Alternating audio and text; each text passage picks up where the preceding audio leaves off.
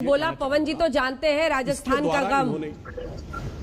आपने भी कड़वा सच बोला है, जरा इनसे भी समझेंगे। सच कड़वा लगा या नहीं लगा पवन जी, जो सुधांशु जी कह रहे हैं कि आप लोग? सुधांशु जी तो हमेशा मीठा बोलते हैं। नहीं, किसको खेलने उतारेंगे मैदान में बाद में? क्रिकेटर तो है ही सिद्धू साहब, किसको आप उतारेंगे? दो चेहरे हर जगह करके ये जो लड्डू वाली कहानी है वो उसी पर फिर से उनको सफाई दीजिए। हमारे सुधांशु जी तो मीठा बोलने के लिए जाने जाते हैं। सुधांशु जी हमारे दो मुंह आपको दिख रहे हैं।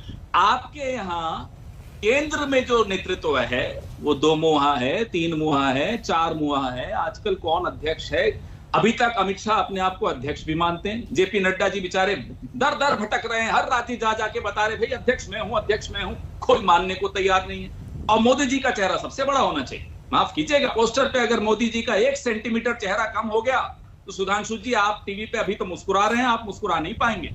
दो मुहे हो, 3 मुहे हो, 4 मुहे हो, 5 मुहे हो या 10 मुहे हो, हमें नहीं मालूम। 10 सर हैं आपके नेतृत्व के, 1 सर है, 2 सर है, हमें नहीं मालूम आपका नेतृत्व है। आप जानिए सर, दो पाटन के बीच वाली अपनी कहानी पे बोलिए ना पवन जी, थोड़ा सा सर। दो पाटन के बीच में जो राजस्थान मध्य प्रदेश के का तो घाव अभी भी हरा ही होगा सर। कोई घाव नहीं अंजना जी। आपने इनसे पूछा कि आप दलित अब तक नहीं दे पाए 17 राज्यों, उन्होंने जवाब नहीं दिया ना।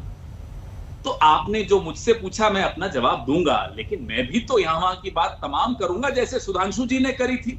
इन्होंने मेरी पार्टी पे टिप्पणी की, मैं इनसे जानना चाहता हूं कि भाई कितने सर हैं आपकी पार्टी के, कितने मुही पार्टी है आपकी, उसका जवाब दीजिए सुधांशु जी। और अफसर भी बड़े कंफ्यूज हैं अंजना जी, आपको नहीं मालूम होगा या मालूम होगा मैं नहीं जानता। अफसरों में हम भी उठता बैठते हैं। अफसर बड़े कंफ्यूज हैं। गृह मंत्री कुछ कहते हैं, प्रधानमंत्री कार्यालय से कुछ और निर्देश आ जाते हैं, और डोवल साहब के कार्यालय से कुछ तीसरा निर्देश आ जाता है। जितने मुंह उतनी बातें, जितने सर उतने षड्यंत्र। ये हालत हो रखी है इनके शीर्ष नेतृत्व की। ये हम पर टिप्पणी कर रहे हैं। हमारा तो बड़ा स्पष्ट है कि सरकार संगठन के अधीन होती है। जब चुनाव में जाते हैं तो सरकार और संगठन दोनों मिलकर सामने जाते हैं, दोनों चेहरे सामने जाते हैं, और उसके बाद जब जीतते हैं, जो कि होगा, तब विधायक दल की बैठक तय करेगी कि मुख्यमंत्री कौन होगा। और स्पष्ट है वो सीधे आपकी सरकार पर खड़ा कर रहे हैं सवाल कि दो मुहा आप है। बिल्कुल जवाब देता हूं।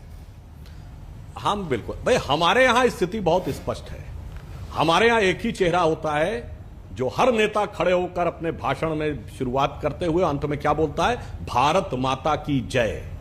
चाहे मोदी जी हो या अटल जी हो, अडवाणी जी हो, दीनदयाल जी से लेके आज तक सब एक ही चेहरा है। रही बात कंफ्यूजन की, तो ये बात जब कांग्रेस के प्रवक्ता कहते हैं 2.5 साल हो गए 2019 को हुए, भाई राहुल गांधी जी अध्यक्ष पद छोड़ दिए मगर पूरी एक्टिविटी अध्यक्ष की है। अरे भाई आज तक आप अध्यक्ष नहीं तय कर पाए। कंफ्यूजन क्या है अंजना जी? त्वमेव माता पुत्रम त्वमेव, त्वमेव भगनी भ्राता त्वमेव। मां, बेटे, भाई, बहन इसी के बीच में घूम रहे हैं। 2.5 साल से तय नहीं हो पाया और यहां पर प्रवचन दिया जा रहा है। हमारे यहां सब कुछ स्पष्ट रूप से, भारतीय जनता पार्टी, मैं जिम्मेदारी से कहता हूं, एकमात्र पॉलिटिकल पार्टी है भारत के राजनीतिक इतिहास में जो 1951 में, जनसंघ के जमाने से इंक्लूड करके बोल रहा हूं, आज तक पार्टी में कभी वर्टिकल डिवीजन नहीं हुआ। और कांग्रेस एक ऐसी पॉलिटिकल पार्टी है कि 135 साल के इतिहास में 1885 के बाद कोई 20 साल ऐसे नहीं हुए जिसमें डिवीजन नहीं हुआ। 1907 सूरत में विभाजन, 1919 रिस्पॉन्सिविस्ट में विभाजन, 1939 सुभाष चंद्र बोस और महात्मा गांधी के बीच में, 1950 में जो कुछ था चलिए विभाजन नहीं हुआ, खूब मतभेद थे। 67 में निजलिंगप्पा कामराज, मोरारजी देसाई, चौधरी चरण सिंह चंद्रशेखर, 77 में देवराजस, ब्रह्मानंद रेड्डी, बाबू जगजीवन राम, कांग्रेस आई।